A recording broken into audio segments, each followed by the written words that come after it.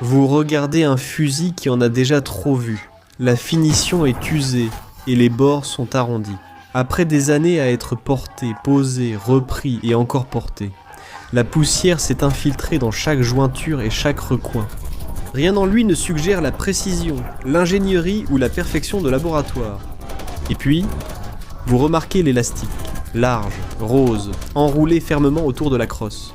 En dessous, une petite pochette en tissu est plaquée contre le métal.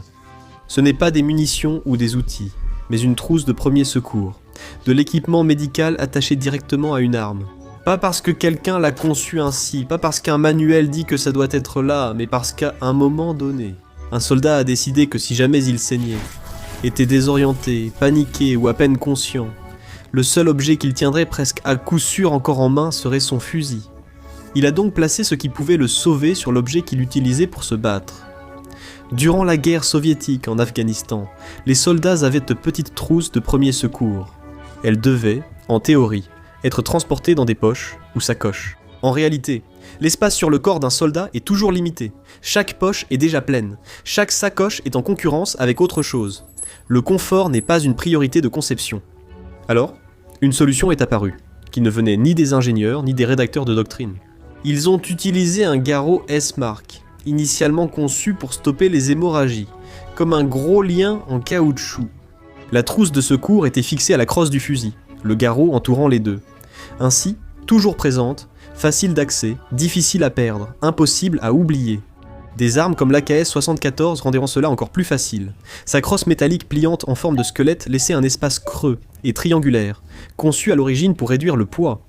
Les soldats ont constaté que l'espace suffisait pour une petite pochette, bien enroulée avec le garrot.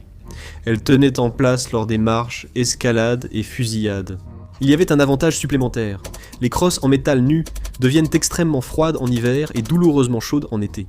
Appuyer sa joue contre de l'acier gelé pendant des heures est une forme particulière de souffrance. L'enroulement en caoutchouc créait une fine couche isolante.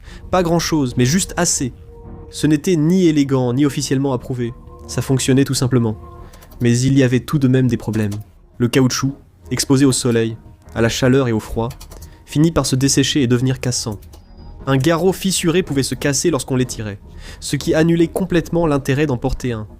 Les soldats en utilisaient quand même, car cela résolvait plusieurs problèmes à la fois. Et ce petit détail vous en dit long sur la façon dont la guerre fonctionne réellement. Nous avons tendance à imaginer la guerre moderne comme un univers de satellites, de systèmes de ciblage numérique, de revêtements furtifs et de munitions guidées. Tout cela existe. Mais en dessous, il y a une autre couche, entièrement différente. Une couche faite de rubans adhésifs, de caoutchouc, de cordes et de fils de fer. Des matériaux bon marché mis à contribution. Parce que le champ de bataille est une machine conçue pour détruire le matériel. Tout vibre, tout se dessert, tout se fissure, tout frotte, s'effiloche, se plie et tombe en panne, et attendre des solutions parfaites coûte des vies. Pendant la Seconde Guerre mondiale, Vesta Stout, ouvrière américaine dans une usine d'armement, a constaté un défaut dangereux dans le scellement des caisses de munitions. Les caisses étaient fermées avec un ruban adhésif en papier ciré. Une languette à une extrémité permettait aux soldats de les ouvrir rapidement. La languette se déchirait prématurément, constamment. Quand cela arrivait, un soldat devait sortir un couteau ou une baïonnette pour ouvrir la boîte. Des secondes perdues, l'attention détournée. Et en combat, cela compte. Stout a proposé de remplacer le ruban en papier par un adhésif solide, imperméable et renforcé de tissu. D'abord ignorée, elle a persisté jusqu'au lancement du développement. Le résultat fut un ruban en tissu résistant et imperméable, à l'origine de couleur verte, rapidement surnommé duct tape, puis duct tape, parce qu'il repoussait l'eau et utilisait du tissu en coton appelé duck. Il n'a pas été inventé pour devenir célèbre, il a été inventé pour éliminer un petit obstacle mécanique qui ralentissait les soldats. Une fois qu'il a existé, les soldats ont immédiatement commencé à l'utiliser pour tout. Vous savez, car les choses cassent, les véhicules se démontent, l'isolation s'use, les tuyaux se fendent, le plastique fissure, les panneaux se desserrent et les fils pendent. Une réparation parfaite exige pièces, outils et temps, mais le ruban adhésif n'a besoin de rien.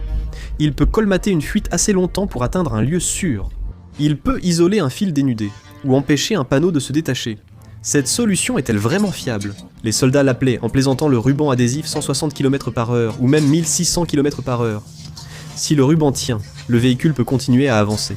Le ruban adhésif sert aussi en improvisation médicale. Il fixe les pansements, maintient les attelles et exerce une pression là où les mains ne peuvent rester. Personne ne prétend que c'est idéal, mais la guerre ne récompense pas les idéaux, elle récompense la fonctionnalité. Le ruban adhésif a commencé à apparaître sur les armes presque immédiatement. L'un des usages les plus simples concerne le rechargement rapide, qui prend du temps. Même les soldats bien entraînés ont besoin de quelques secondes pour retirer un chargeur vide et en insérer un nouveau à courte portée. Ces secondes comptent.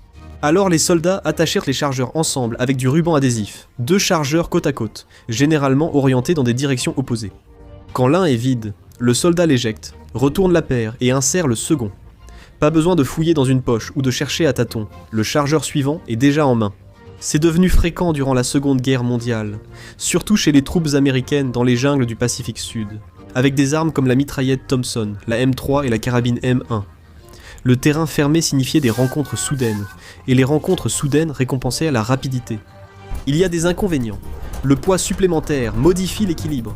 Le chargeur de rechange exposé peut accumuler de la saleté. Pour ces raisons, de nombreux responsables militaires découragent cette pratique.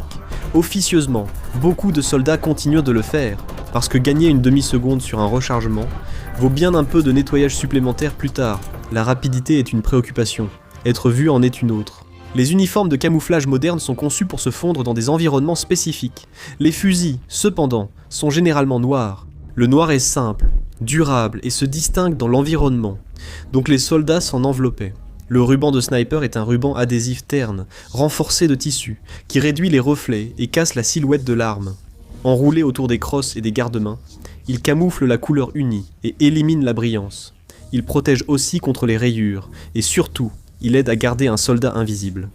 Cela compte pour la plupart des snipers. Un sniper vit et meurt par la dissimulation. L'un des moyens les plus simples de trahir sa cachette est la réflexion de la lumière. La lentille d'une lunette de fusil peut refléter la lumière du soleil comme un petit miroir. Durant la guerre du Vietnam, un tireur d'élite ennemi expérimenté tuait des soldats américains à un rythme inquiétant. Le tireur d'élite des Marines, Carlos Hadcock, a été chargé de le traquer. Après une longue progression, Hadcock a remarqué un léger éclat au loin. Il a tiré. La balle est passée directement à travers la lunette du tireur d'élite ennemi et l'a tué. La leçon était simple. La lumière se reflète et les reflets tuent. Pour réduire ce risque, les tireurs d'élite ont commencé à placer du ruban adhésif sur la lentille, avant de leurs lunettes, et à percer un petit trou au centre. Ils ont délibérément rendu leurs propres optiques moins performantes, un peu plus sombres, un peu plus étroites, car voir moins est plus sûr que d'être vu. Aucune de ces modifications n'a l'air impressionnante. Elles ne sont pas futuristes, elles ne sont pas élégantes, et elles ne rendent pas bien en photo. Elles existent dans une couche plus discrète de la guerre, une couche où la survie dépend de la capacité à remarquer de petits problèmes avant qu'ils ne deviennent fatals. Un soldat en Afghanistan attache du matériel médical à son fusil avec du ruban adhésif, maintient un véhicule en marche, relie 2 chargeurs et couvre une lentille de lunettes. Ce ne sont pas des actes de génie, ce sont des actes d'attention aux détails pour survivre. La guerre est souvent décrite comme une compétition technologique entre nations. C'est aussi une compétition d'improvisation, d'observation de ce qui échoue, de réparation avec tout ce qui se trouve à portée de main. Parfois, cette réparation consiste en un garrot en caoutchouc rose, parfois c'est un rouleau de ruban adhésif. Dans tous les cas, c'est rarement ce que quelqu'un avait prévu, et très souvent, c'est ce qui permet à quelqu'un de rester en vie.